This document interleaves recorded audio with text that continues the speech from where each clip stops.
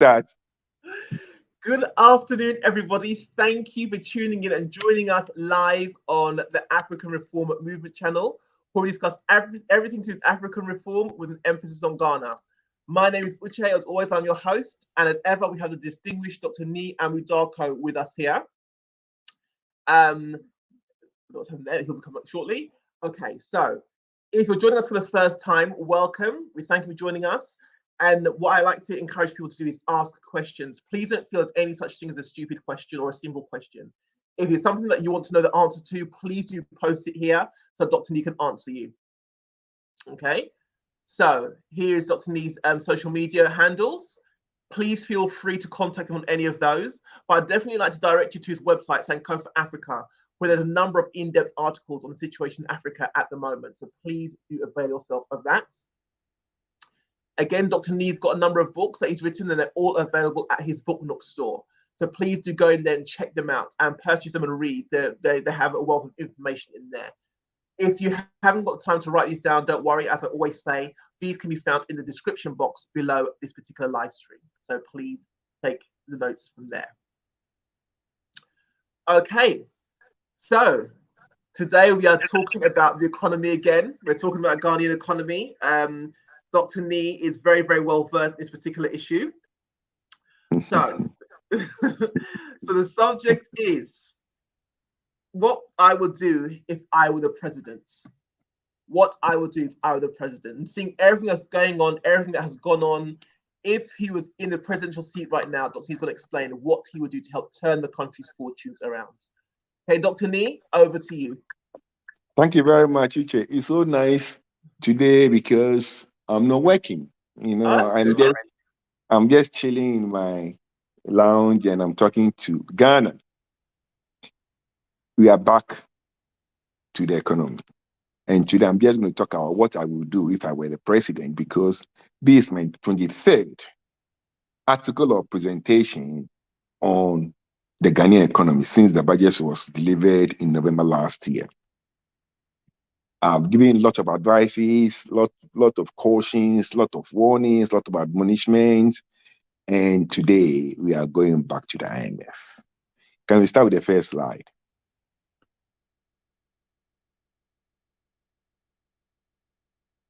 The basic truth. Okay. Now, we cannot beat about the bush and talk this and talk that. The basic truth. Ghana is a three commodity economy: cocoa, gold, and oil. In fact, I can even say that Ghana is a monocrop economy, referring to only cocoa, because for the gold and the oil, we actually don't own them.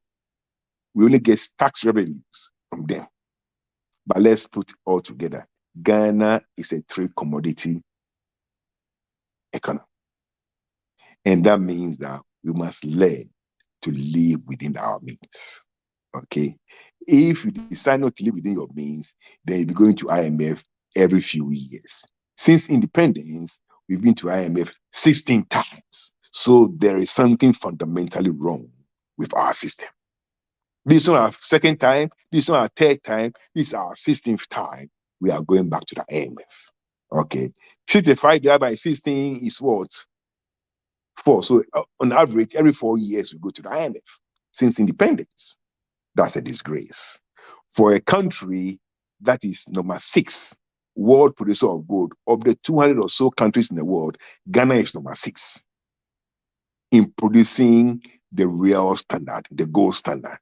And people must understand that the first 5 countries ahead of Ghana in the gold production lane are actually continents. 1, China; 2, Australia; 3, Russia; 4, US; 5, Canada. These are big, massive countries. And they are the only countries in the world that produce more gold than Ghana. And Ghana is the oldest gold producing country in the top 10. There was no Australia 500 years ago. There was no Canada 500 years ago. There was no US 500 years ago. In fact, there was no Russian country, actually, I mean, now 500 years ago.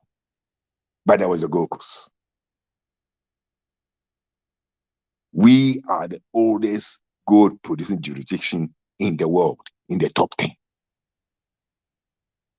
Okay. And considering the size of Ghana, we have the highest gold density. There's more gold in Ghana than any country by the size of our economy, by the size of our country. Yet, look at us. We are going to IMF for the 16th time. Cocoa. We produce about 25% of all the cocoa in the world. But look at us. Just look at us. Because we have learned from the day we were born not to live within our means. Nobody lives within his means in Ghana. In government, out of government, people will do things that are way beyond their means.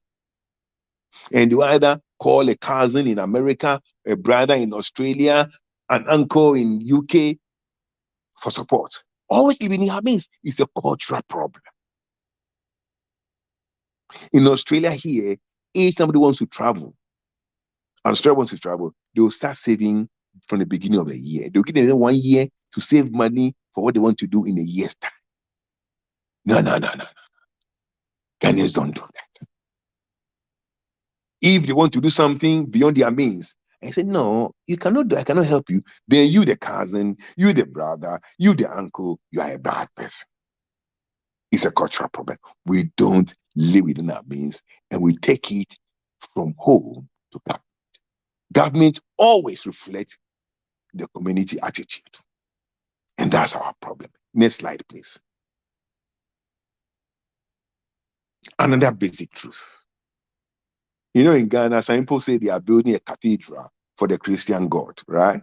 Well, this is what Jesus said in Matthew 7, 24, 27. Here he was talking about two kinds of people, a wise man and a foolish man. In 24, 25, he says that those who hear the words I speak and do them, they are like the wise man who built his house on the rock. And the rains came, and the floods came, and the winds blew, but the house stood. The house did not fall. And then there was this other guy. Those who hear the words that he was saying, but do not do them, they are like the foolish man who built his house on sand.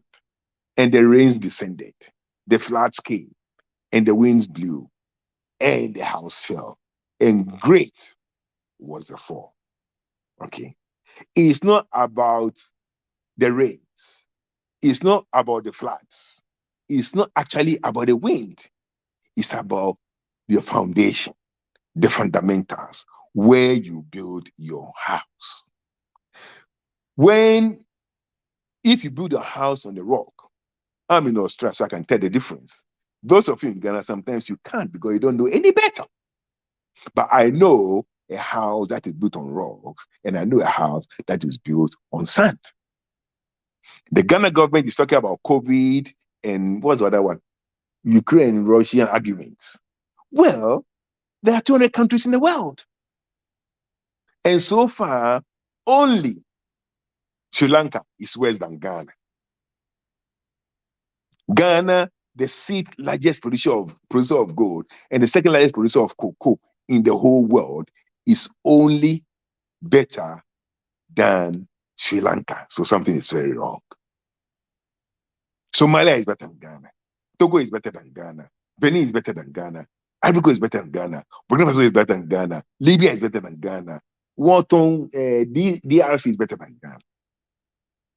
The worst performing currency in Africa. And we know that most currencies are supported by gold. So you expect that the largest producer of gold in Africa will not be the worst currency performer on the continent that we are. When the fundamentals are weak, when you build on sand, COVID will expose you. Russian war will expose you. That is what is happening in Ghana. The problem in Ghana is not the Russian war. The Russian war is just exposing our no foundation economy, our no fundamentals economy. You can say what you want to say, but that's the simple truth. That's the reason why Togo is not crying the way we are crying. We don't have an economy. We have a false economy. I've said this several times. When I saw the budget, I knew the figures in the budget were all false.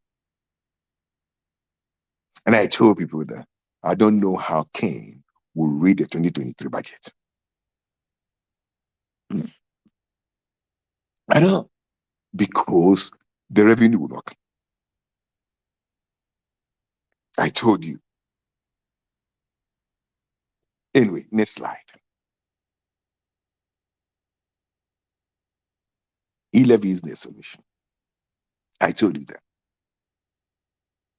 I told you they'll be lucky to have 25% participation. In May, they only received 11.2% of projected revenue. 11.2, not even 15, not 20. So definitely not 25. I said they'll be lucky to have 25 because they don't understand one thing. And that's a problem. The president, the vice president, the finance minister, they don't understand one simple thing, that tax modifies behavior and consumption. You can't say that if people used to buy something 100 cedis when there was no tax on it, if you put tax on it, they'll go and buy 100 cedis again. No. Tax modifies behavior and consumption. So the moment you put tax on something that was tax-free, people will change their consumption. People will change their behavior. And you have to put all this in your calculation and your projections. But they don't understand the fundamental economics. They just don't. E-levy is a pickpocket tax. And pickpockets don't win. It's impossible.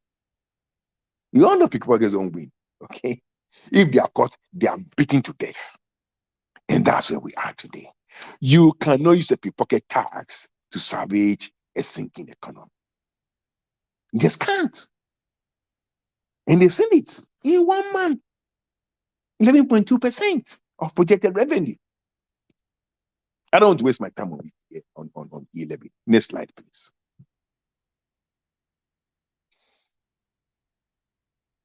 IMF isn't the solution either.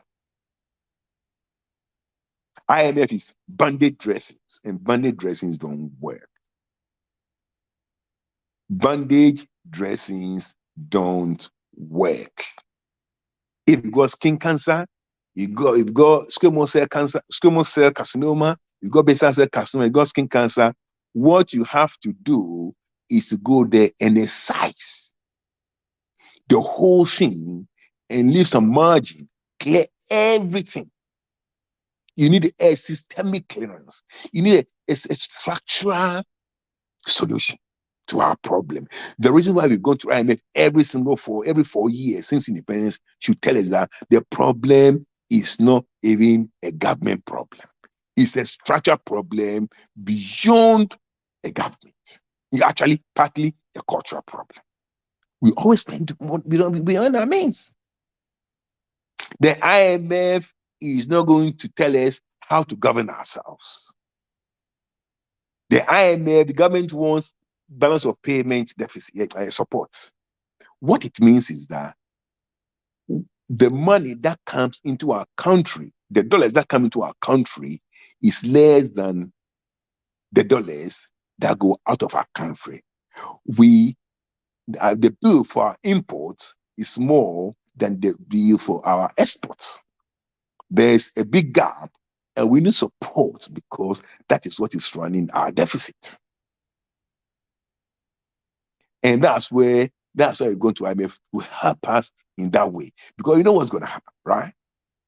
We're supposed to be buying fuel, pay for fuel, I think $450 million every month.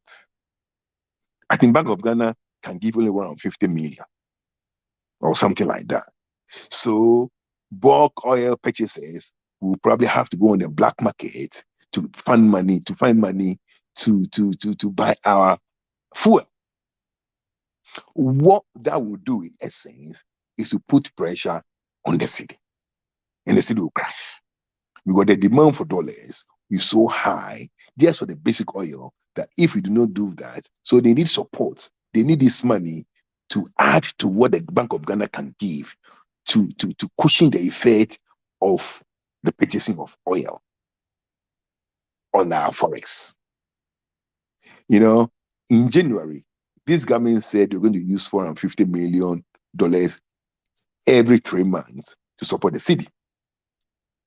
Okay, that is 150 million every month to support the city. Of course, the city is wicked. The city is value is okay. You all know that, don't you? Good. So we expect that by the end of March, government would have spent 450, and by the end of April, government would have spent $600 million. $600 million from our reserves to support the city. Otherwise, the city will fall to maybe 10 or 20 or whatever. I don't know. But our reserves on 1st of January was 9.7 billion. At the end of April, 4 months, is dropped to 8.3. So we spent 1.4 billion from our reserves instead of 600 to keep the city where it is. Okay, don't lie to yourself. To keep the city where it is. The city is not falling, not because of any improved economics, but because we are taking from the reserves to support it. Now, government projected that they were going to get 14.2 billion in tax revenues in the first 3 months or so. In the first 3 months, they got only, I think, 12.6 billion, almost 2 billion cities short. But our debt servicing, that is interest on debt and amortization for the same period, was 13.9. So all the money we collected, all our tax revenues, was less than our debt servicing. Our debt servicing was 108% of our revenue generation. So it means we have to get money from somewhere. You know what I mean? Because we've got to fall on the reserves to make up. And then we have to find money from somewhere to pay salaries and everything. But central bank will have to print more money. And when you print more money, you weaken the city, and then they take money from the reserves to support the city. It's a merry-go-round, an absolute disaster. So now they want IMF support to bridge the gap for deficit financing to help with balance of payment problems. Nothing else. Nothing else. We are borrowing money. IMF is not free. Okay, you are borrowing with interest to support your extravagant lifestyle. Is not the solution. The structure problems remain. We are in big trouble. We are in big trouble. Brothers and sisters, we are in big trouble. I don't know whether I'm making myself clear, but we are in big trouble. But I've told you this over and over and over again. We are in big trouble. The guys there have not the faintest idea what to do. Next slide, please. Like I said, the solution lies in slides 1 and 2. Slide 1 says, live within your means. And slide 2 says, work with advice. Jesus Christ said, the words, those who do the words that I speak, they are the wise man. Wise people listen to advice because nobody knows every single thing to the finest detail. I don't. I have an idea of a lot of things, but I don't know every single thing. I mean, I always consult my lawyer friends and stuff like that about certain things. I even consult my daughter. Wise men listen to wise advice, and they put on rock. So, this is a solution. If I were the president, I'll form a national salvation fund made up of myself, the vice president, but I'm like the prime minister. Then, using Ghana Constitution as we have now, the vice president and the 19-member cabinet. Then, the Speaker of Parliament, 10 MPs from the government, 10 MPs from the opposition, Governor of Bank of Ghana, 3 reps from civil service, army, police, Ghana Medical Association, Ghana Bar Association, TEC, National House of Chiefs, and other bodies that are recognized that are important to form a National Salvation Front. These people would now will sit down and see what we have to do to live within our means, what we have to do to build our economy on solid rocks, slide 1 and 2. I will present my plan for the way forward. Next slide. That's it.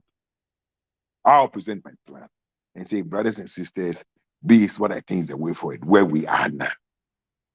Okay.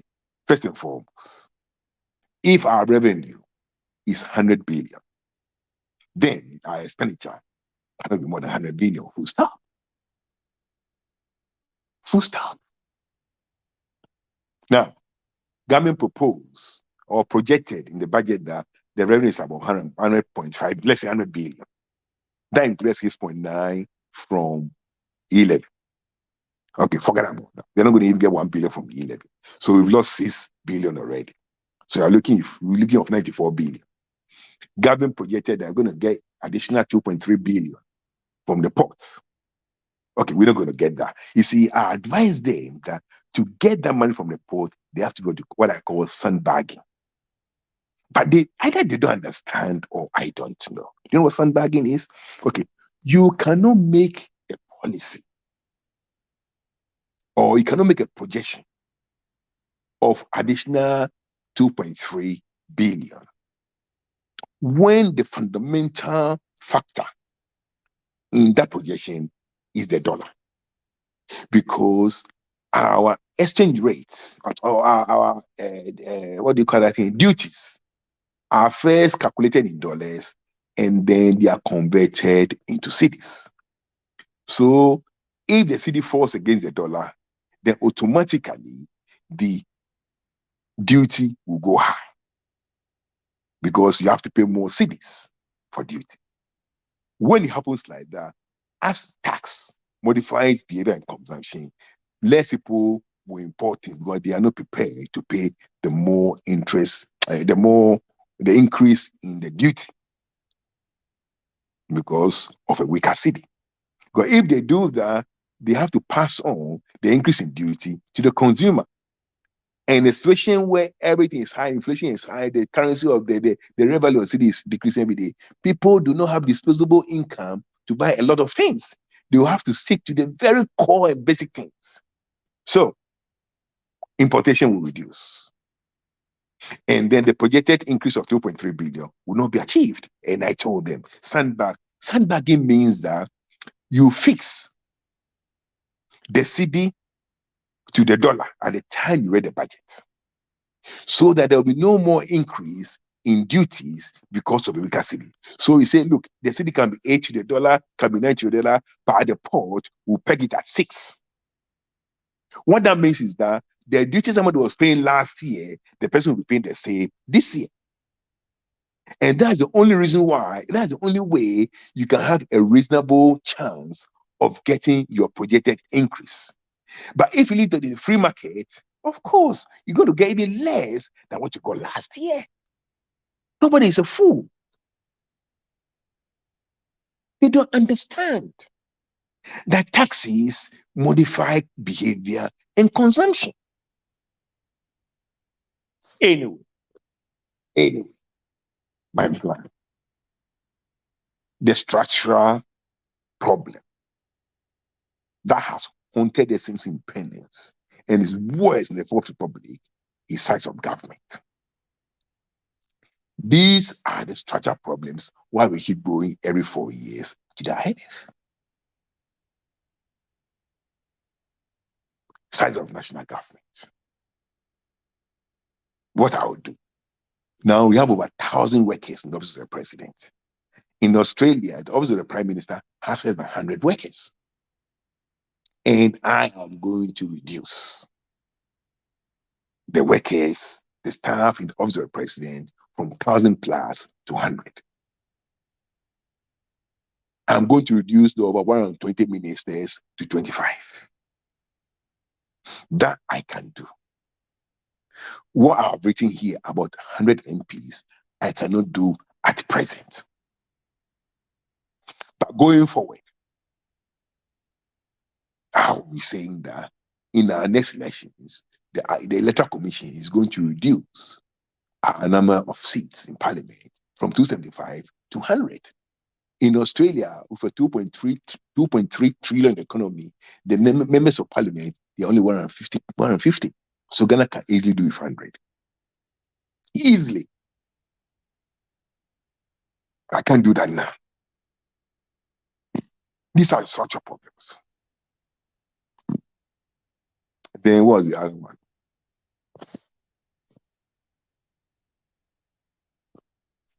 Local government. I'm going to reduce. I'm going to reduce our regions. Like you all know, I've always said it on the ECOFED, you're going to have 11 states. You're going to have 11 states of 8 to 10%. That's what I'm going to do. I'm going to tell them, look, this is the way forward. And this is the way. If we have to use emergency laws to reverse the system or the 6 new regimes created, we have to look at it legally, constitutionally, how we can do that. Because what you are doing is not affordable. And each state or region will have only 5 districts. So you're going to have 55 districts. At the moment, we have about 260. How can we run to stay? If people don't understand things. Ghana, the size of Ghana is the size of my state here, Victoria, 240,000 square kilometers. It's unthinkable to have 260 districts in Victoria. I don't think they have what they call LG, local government area. I don't think they have 50. But Ghana can do it 55. We are talking of COVID. Victoria government released its budget in May. And COVID, Ukraine war, whatever you have, the government has increased health budget by 12 billion. The state of Victoria health budget is about 50 billion. Okay. For the whole of Australia, it's about 200 billion health. About 25% is in the state of Victoria. 50 billion.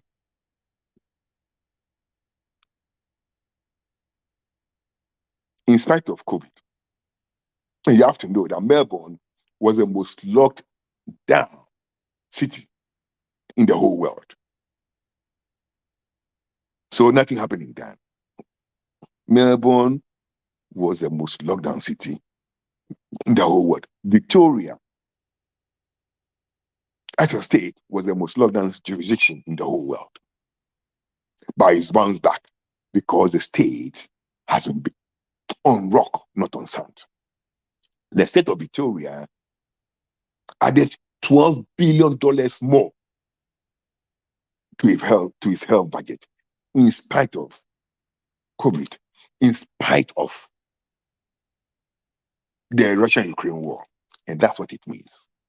When you build your house on a rock, the rains will come, the floods will come, the wind will blow, but it will not fall. That's what we need in Ghana. That is what we need in Ghana. You cannot have 260 local government areas in the country the size of Victoria. So I'll put this across to the National Salvation Front. Then we have to make these structural changes. You see, what most people don't know is that the last time I went to IMF in 2015, they actually gave us less than $1 billion. I think 950 or so, I've forgotten the exact figure, for 3 years. So every year, IMF will give us less than 300, just about $300 million every year. Just over $300 million. And we are going to spend $400 million to build the cathedral.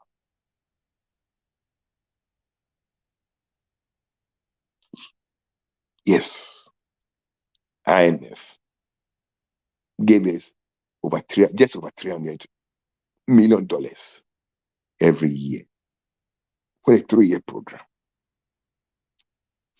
A country like that is going to use $400 million to build a cathedral, and we are clapping.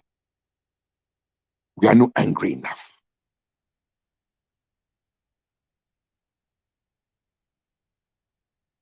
We have a problem. But you see, for the cathedral,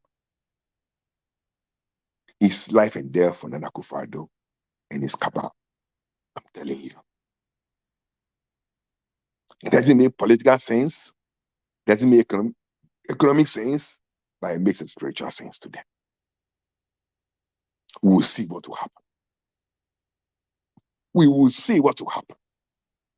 Because IMF is not a Santa Claus. There will be proper auditing. There will be proper conditionalities to make sure that, one, we are in a position to pay back the money they give us, and two, we don't use the money on frivolous projects. So we'll see what happens. Then functional. So our problems are structural and they are functional. The functional one, first, incompetence. Outside the finance minister and the vice president, who is the head of the economic management team, will take over. He must get a daytime job to do. Okay? He will take over as finance minister, like it happens in other jurisdictions. Okay?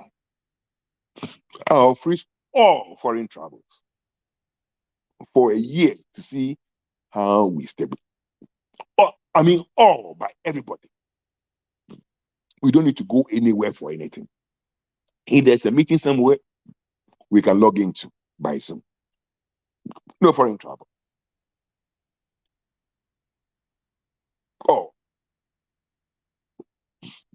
Ministers free SHS.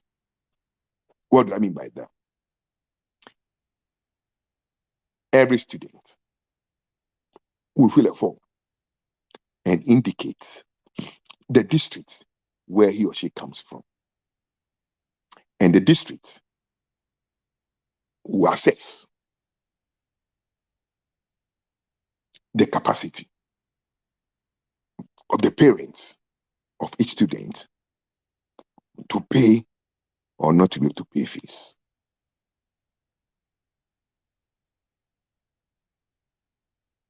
To pay or not to be able to pay fees. For those who are already in the system, because they went in the system thinking or knowing that it will be free, so we cannot punish them. But those who can pay must pay. Now, for those going now, no, we cancel it. It will be free for all day students. Those who are going to boarding schools now must pay their fees. It's not sustainable. It's not sensible. 2.3 trillion economy in Australia, that's not a free boarding SHS. We cannot afford it. And it's not necessary. Then review all major projects and stop the cathedral.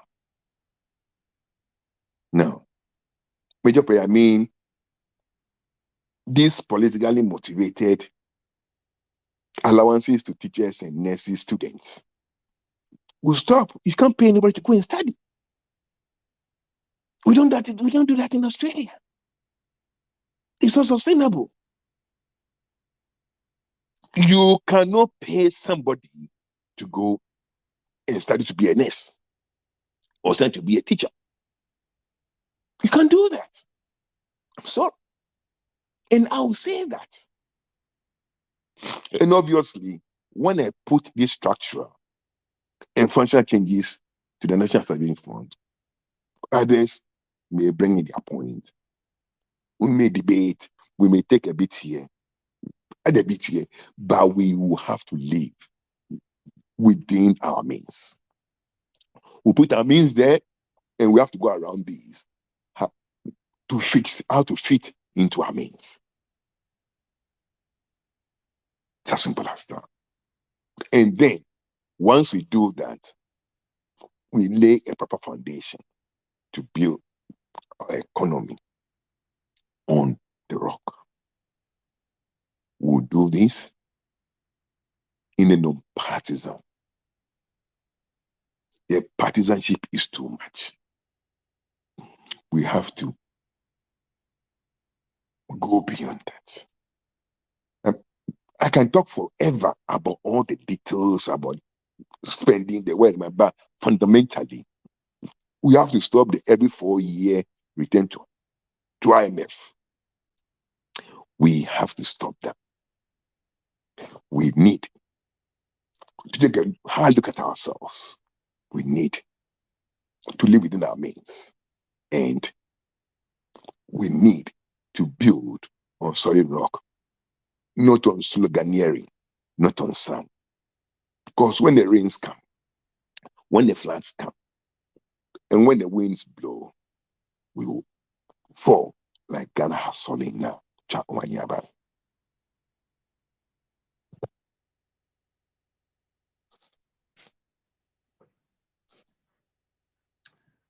Okay, thank you for that, Dr. Nee. Thank you for that really well done presentation. And I hope those who are watching were able to really understand what he was saying. Okay, let me just go through and get a couple of the questions here. Shika says, this government refused to trim the fat of their bloated public expenditure with the frivolous private jets, etc. IMF will surely demand they trim the fat. Of course.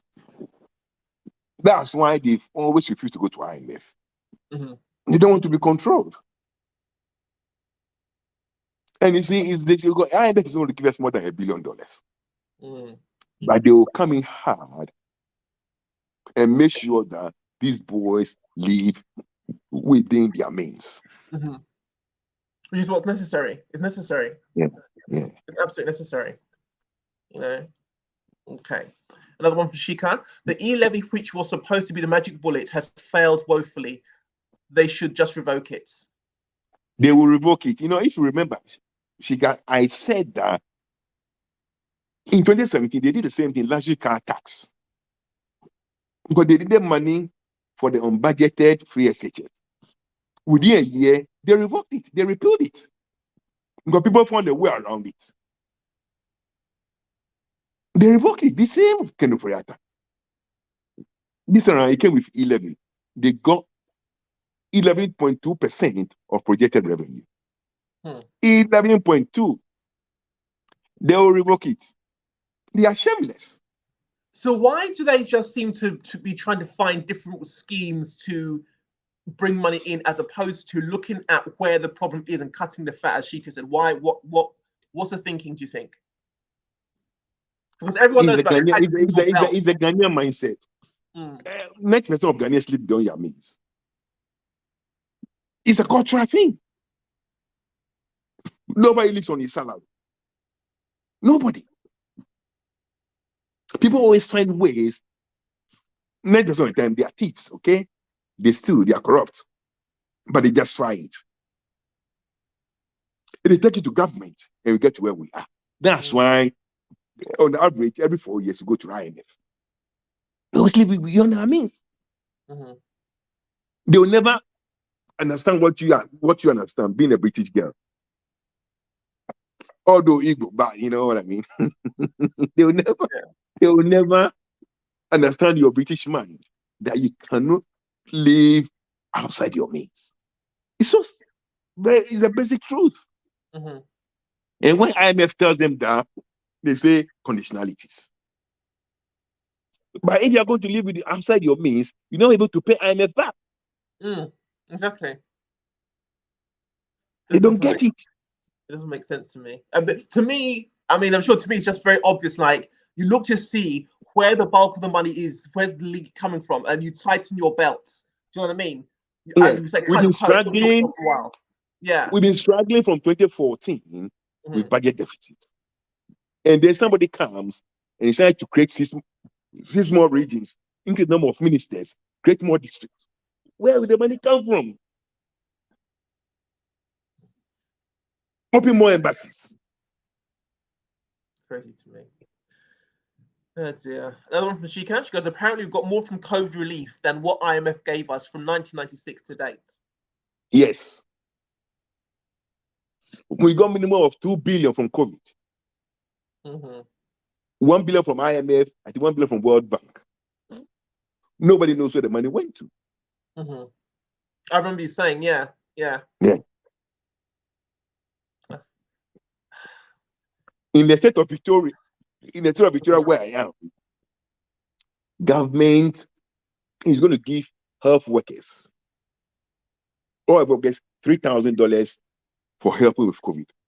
Mm-hmm. That's a budget of $254 million. Mm-hmm. All of workers.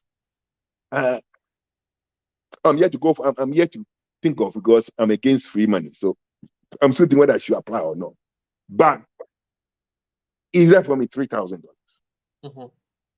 New South Wales, the same 3,000, and I work in both states, so I'm eligible for 6,000. But I'm still thinking whether I should do that on principle or not. Mm-hmm. But after COVID, Victoria is going to spend $254 million to give money to doctors and nurses and whatever. We have the COVID crisis. Ghana was giving $2 billion, and they haven't given even $100 to any health worker. What kind of a country is this? So I guess it's there's no point asking where the money went, is there? Is there any point in asking that? Where's the money gone? We don't know. No accountability. Oh, but so there's no system, no procedure to try and figure out where No the money's come accountability. in, where did it go? There's no system to try and find that out. No accountability. Absolutely no accountability. If you ask them that the 280 billion cities they Mm-hmm. borrowed in 5.5 years, Mm-hmm. what do they have to show for it? No accountability. They can show anything. So don't worry about 2 billion. That is the serious situation we find ourselves. It's very But bad, actually. I mean, obviously, it's not just Ghana. I know this happens throughout Africa, but it's very yeah, bad. It's very bad. if I'm the president, I'll create National Salvation Front, Mm-hmm. get everybody there, Mm-hmm. non-partisan stakeholders. These are revenue, 90 billion. Let's plan, let's prioritize, and let's see what we go to 90 billion for. To stop. Mm-hmm. The structural problems, that's an IMF every 4 years on average. Let's fix them now.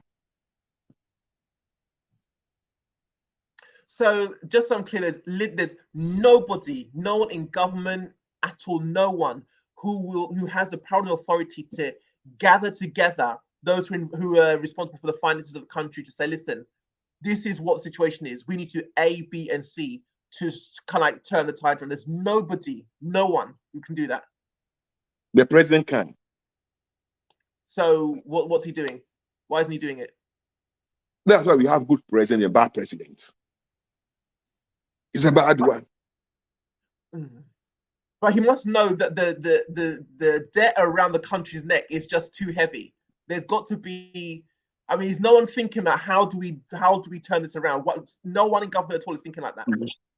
No one at all is trying to come with a solution. I don't know how this government operates, or for that matter, I don't know how government of Ghana operates. Nobody can actually tell the president, boss, because telling him means that you're saying he's incompetent for not to have seen it himself. Mm-hmm. So, which isn't too far off the truth if he hasn't observed it himself. Yeah, if you want to keep your job and not annoy the president, you just go with the flow. Because if you tell the president, boss, I think we have to do A, B, C, D, indirectly in the Ghanaian sense. So I tell him that is crazy. Can't you see the obvious? Mm-hmm. and you may lose your job. So everybody keep quiet. Do you know even me, how people struggle to tell me their peace of mind? Yeah, I know they'll be going around the bush. I say, hey, tell me, what do you think? You think this article is too harsh, or just tell me straight? Yeah, me, I think maybe. So yeah, why couldn't you tell me? So I know the difficulty Ghanaians face in approaching someone they consider senior. Yeah, With yeah, yeah, yeah, yeah, yeah. I know the problem. People struggle to tell me, with the exception of one or two people, including Shika, people struggle to tell me what they think. But when they do, I take it very serious. Because I know that they've thought about it over and over and over. We must make ourselves approachable. You will make ourselves easily to be talked to, obviously, in a respectful way, I will say. But the way the system is in Ghana, people will struggle. Yeah. But I find it curious that these are his colleagues, that you're all kind of, even though you've got the president, they're all there to help the president run the country. So it strikes me that it's your job actually to say to the president, to let him know, if you're the head of the department, like you're head of the finances, this is where the finances are at. It's your job to let him know. Do you know what I'm saying? You're all colleagues, you're all equal, it's you're all true. equal in the country. But it's also your job to keep yourself in job. You don't want to go and annoy him. Yeah, That's the way they look at it. But presenting the fact that the country is floundering financially, which will affect everybody, why wouldn't they say anything? Why would they be afraid to do that? Because the president has said certain things before against the former president. So now, when you go to him to say things that would suggest that it was very wrong to criticize the other president, the Ghanaian takes it differently. We're talking of a certain mindset. You see, now you got to watch your words and you got to polish them to the extent that by the time you finish, you've lost the meaning. I'm telling you, I know they read my articles.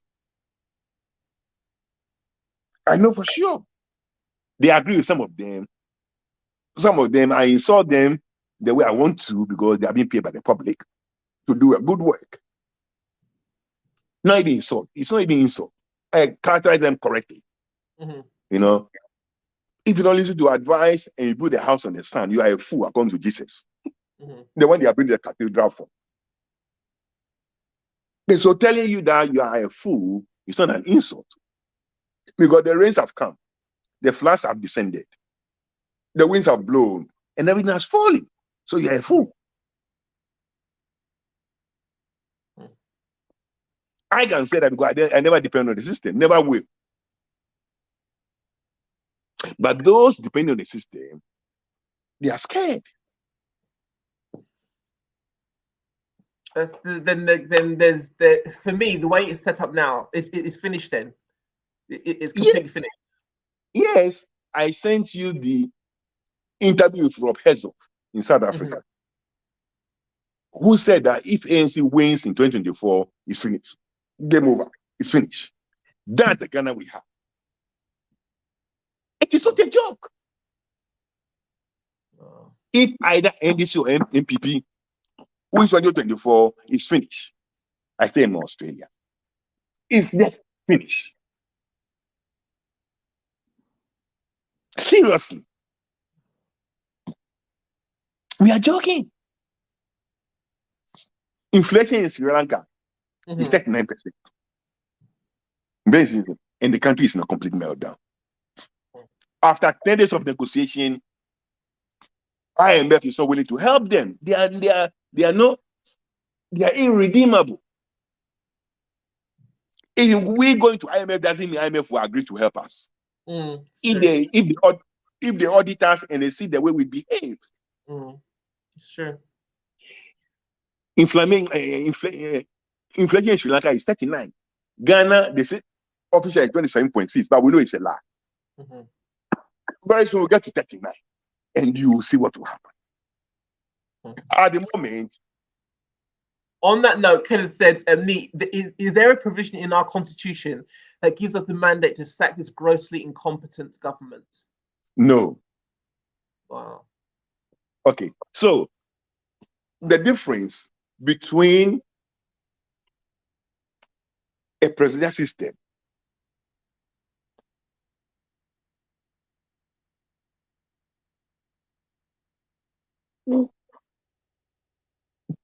the difference between a presidential system and a parliamentary system is this. You vote the president directly into power. Mm-hmm. So actually, parliament cannot change the mandate of the people. It has to be extraordinary circumstance that it could be impeached. Mm-hmm. Okay. In a parliamentary system, like in the UK, in Australia, the leader of the majority party becomes the prime minister. Is elected by his own members of parliament. So he can be changed by those who elected as prime minister. So, like recently, the Conservative Party in UK had a no vote confidence, had a confidence whatever on Boris Johnson, mm-hmm. and he won. If you had lost that vote of no confidence, you'd have to go. Yeah. Yeah. Okay. So in Ghana, we can't do that. Parliament doesn't have power to do that. Because the people voted directly for the president. Boris Johnson became prime minister because he was leader of the largest party in parliament. So the same caucus that voted him in could vote him out. That's the problem. So there's nothing that Ghanaians can do. There's nothing in place at all. Like for me, the country, the leaders are dragging the country into hell. There is nothing that anyone can do. There is no kind of system or procedure to prevent that from happening. Unless to intervene. The people. You see, in the preamble, okay, to answer Ken the other way. Mm-hmm. In the preamble, the last sentence in the preamble in the Constitution says that we the people hereby adopt, enact, and give to ourselves this constitution. Mm. That's the last word in the preamble. We the people hereby adopt, enact, and give to ourselves this constitution. The only way. So in the constitution says that the people own the constitution and the government. Okay. All power spring from the people. That's another part of the preamble. So the only way, or to answer the question whether there's anything in the constitution means that the people can decide that we don't want this anymore in the popular uprising. Because the people own the constitution anyway. And with that, it's not just a change of government, but change of the constitution itself. Mm-hmm. It doesn't work for us. We are the owners. We don't want it anymore. Yeah. But it's a disaster. Yeah. Definitely. Shika says, our leaders are mostly surrounded by people who are there for themselves, not for the country. Self-interested sycophants. Yes. And that's why they will not say what I'm saying. They will say, I mean,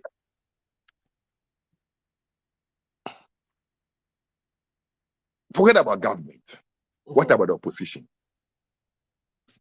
That's true. The former president, mm-hmm.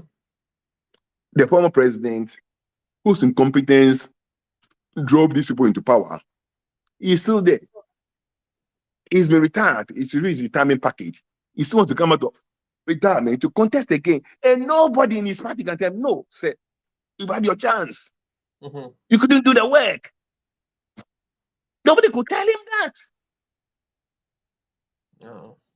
From 1996 up to today, you've been fed by the people of Ghana. It's enough. Go retirement. And he has no plans. He hasn't told anybody what he will do differently. Now, mind you, part of the borrowing of this government,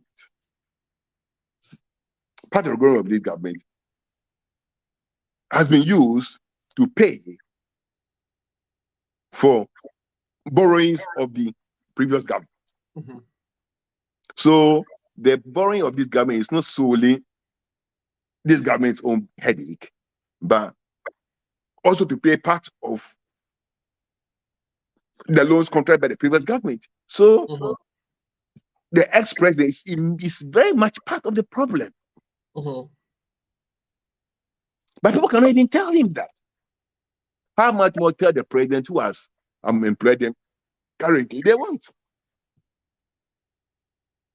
Someone's got to speak up. They can't even tell the ex-president that, please go and relax. You've had enough of you. How much more can they tell the present president? So it's a cultural problem.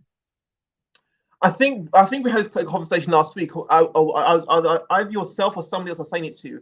I find that when it comes to Africans, we tend to really defer to people who are above us or seem to be above us, whether it's like your pastor, politicians, somebody who's in a high economic bracket or high educational bracket. We tend to just sit and just swallow what they're saying.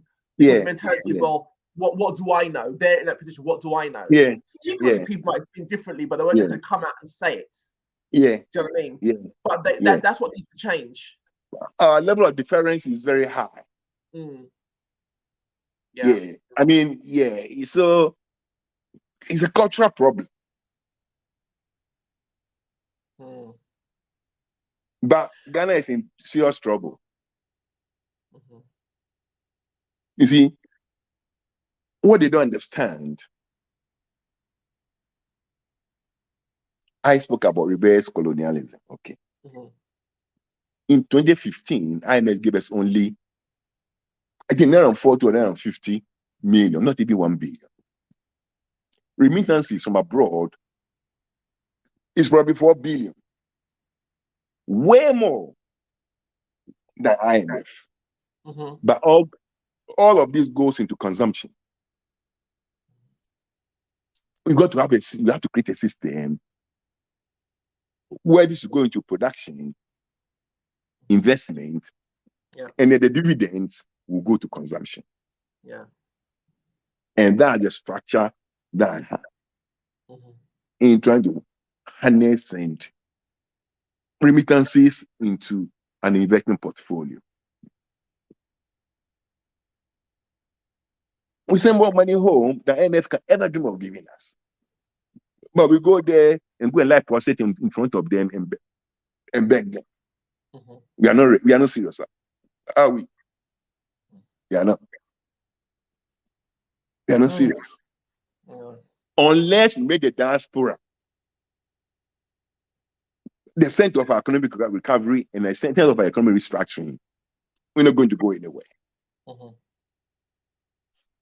The colonial masters, they made the colonies the external arm of their local economy.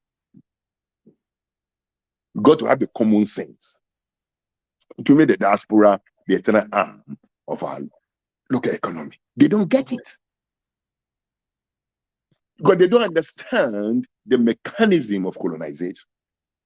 They think it's racial. It's not racial, it's economical. They don't understand it. Oh, imperialism, colonialism. No, it's economics. So when you see migration as an economic activity, you also treat the diaspora differently. But these jokers have the faintest idea. That is why in Britain, in Australia, in America, migration is always an election issue because they know that the more migrants they have, more money will leave their economy. They understand it. That more Ghanaians they have here, more Australian money will leave to Ghana. Ghana becomes the net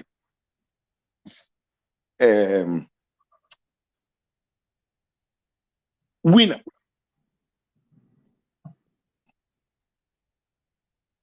More Indians you have in UK, more British pounds going to India. Because they understood what a colony is. Mm-hmm. It's an English word.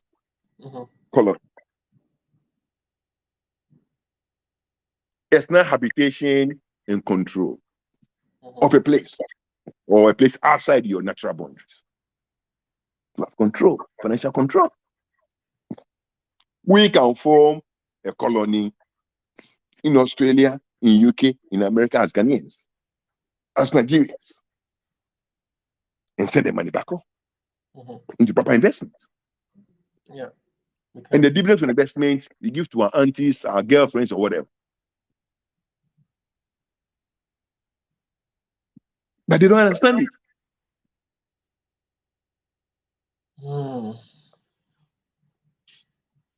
It's